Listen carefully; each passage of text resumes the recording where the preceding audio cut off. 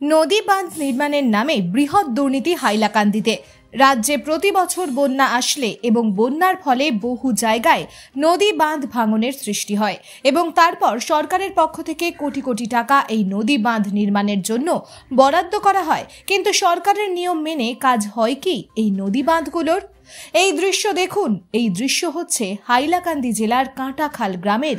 গত কয়েক মাস আগে বন্যার ফলে কাঁটাখাল নদীর বৃহৎ অঞ্চল কাঁটাখাল নদীর প্রবাহিত জল ভেঙে দিয়েছিল এবং তারপর জলসম্পদ বিভাগের তরফ থেকে এই নদী বাঁধ নির্মাণের জন্য 15 কোটি টাকা বরাদ্দ করা হয়েছে, কিন্তু এই নির্মাণ কার্যে বৃহৎ দুর্নীতি সংঘটিত হয়েছে বলে অভিযোগ উত্থাপন করেছেন স্থানীয় জনগণ। ঠিকাদার রাজু চৌধুরী বিভাগীয় গাইডলাইনকে বৃদ্ধাঙ্গুলি দেখিয়ে নিজের মতো কাজ চালিয়ে যাচ্ছেন বলে অভিযোগ করেছেন কাঁটাখালের স্থানীয় জনগণ। কিন্তু কোটি টাকার নির্মীয়মান কাজে দুর্নীতি হওয়ার পরও নীরব ভূমিকায় হাইলাকান্দি জলসম্পদ বিভাগ। শীঘ্রই এই কাজের হাইলাকান্দি জলসম্পদ বিভাগের আধিকারিকরা উপস্থিত হয়ে কাজের তদন্ত করে ঠিকাদার রাজু চৌধুরীর বিরুদ্ধে ব্যবস্থা গ্রহণের দাবি জানিয়েছেন স্থানীয় জনগণ। হাইলাকান্দি থেকে রামধন দাসের রিপোর্ট, নিউজ অবিকল। কাটাখাল নদী ভাঙ্গনের কাজ চলছে, আর আমরা যে লোকাল পাবলিকর যেটা অসুবিধা দেখা দিছে ওটা হইল গিয়া, আর যেগুলা কাজ তারা খরের অত্যন্ত নিম্নমানের কাজ চলে জানি, যে জিনিসটা স্লুপটা উপরের তনে দরিয়া খাটিয়া লামাইতো, তারা ওখানে ও স্পটের মধ্যে মেইন হরিজন্টাল ড্রেন একটা আছে, এটা নদী ভাঙ্গনের যেখান তনে স্লুপটা স্টার্ট হয় ওখানের মধ্যে মেইন হরিজন্টালটা ধরতে লাগে। তারা কিতা করছে, ওই হরিজন্টাল ড্রেনটারে মানে মিটার কমাইবার লাগিয়া এই নদী ভাঙ্গনের মাথাটারে একদম নিচে লামাইছে, প্রায় 3 মিটার লামাইয়া তারা ওই মাথার মধ্যে 3 মিটার হরিজন্টাল ড্রেনটারে বাঁচাইবার লাগে 3 মিটার খাটিয়া নিচে লামাইছে, লামাইয়া হরিজন্টাল ড্রেন ওখানের মধ্যে ধরে। আজকের প্রশ্ন হইল যে হরিজন্টাল ড্রেনের যদি মাথাটা খামাইয়া 3 মিটার নিচে লামানি হয় তো 3 মিটার ড্রেনটাও নিচে গেল গিয়া। 3 মিটার নিচে ড্রেন যাওয়া মানে 3 মিটারের ইট বাঁচানি।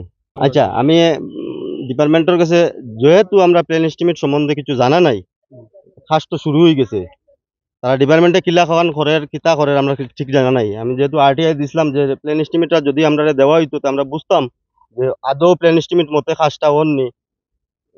আজকে প্রায় 50 দিনের মতো হয়েছে। আরটিআই তারা আমার একটা চিঠিও দিছে যে তারা 225 টাকা জমা দেওয়ার লাগিয়া। মানে আমি প্রথম ড্রাফট কার্ড দিছিলাম, ড্রাফট তারা ভ্যালিড করছে না, এরপরে আমি আবার ক্যাশ দিছি তার কাছে নিয়ে। আজকের দিন পর্যন্ত তারা আমার কোনো ডকুমেন্ট দিছে না, কাজ তারা চালাইয়া যার, আমি তার কাজও বন্ধ করা। এটা টোটাল প্যাকেজের মধ্যে আছে 15,39,24,24,000 টাকা। এটা 3টা ডাইকে কাজ চলে, একটা ডাইকে আগে হয়েছে আর লোকের সঙ্গে এনডিটাও আছে। আজকে দেখুন, যেহেতু তারা আমার প্ল্যান এস্টিমেটটা টোটালি দেওয়াত রাজি নাই, আমার ধারণা ওটাও হয়েছে যে টোটাল প্ল্যান এস্টিমেট সারা কাজ চলে। দুর্নীতি যদি থাকতো না তাহলে তারা প্ল্যান এস্টিমেটটা দিতে দ্বিধাবোধ করতো না। আজকে প্ল্যান এস্টিমেটটা দিতে দ্বিধাবোধ করে, ও কারণেও মারাত্মকভাবে দুর্নীতি করিয়া যার। আপনারা কি দাবি?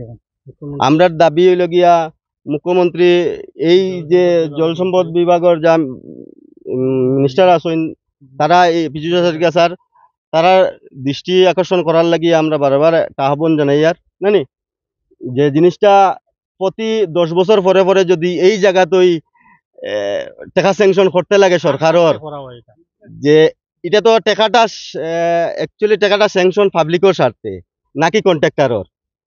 নানি কন্ট্রাক্টরের স্বার্থে যদি টাকা হয় তো পাবলিকের কোনো ব্যাপারেই আয় না, পাবলিকের জায়গা মাটি ভাঙ্গিয়া যার, কন্ট্রাক্টরে আইয়া ফায়দা লুটিয়া যার। নানি প্রতি 10 বছর পরে পরে একটা স্কিম ধরে সেম জায়গা, এটাও জিনিসটা আমরা বুঝিয়ান না।